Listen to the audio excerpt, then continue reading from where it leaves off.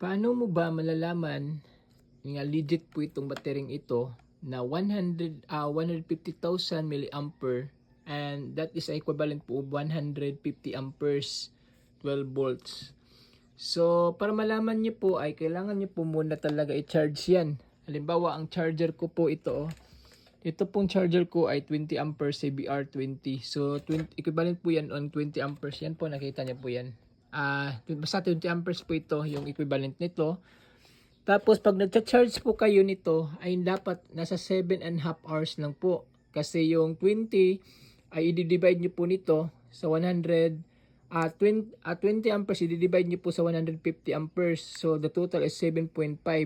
Yung 7.5 po dun, 7 hours and half po yun siya. Kasi sa hours po tayo nagbe-base. So, dapat ma-pull po ito siya. Charge nyo po ng 7.5 hours. Tapos, dito nyo na po kukunin sa load.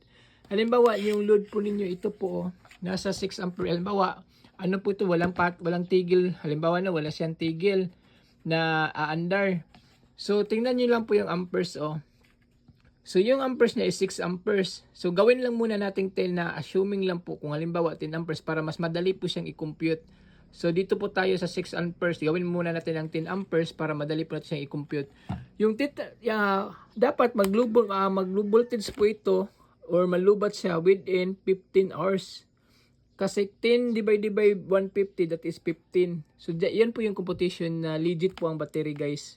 So, yun lang po, salamat at sana po ay makatulong sa inyo. Dahil once na mag-setup, mas maganda kasi na magsimula kayo sa maliit. Kasi pag pupunta po kayo sa malakihang setup, madali na lang po yan.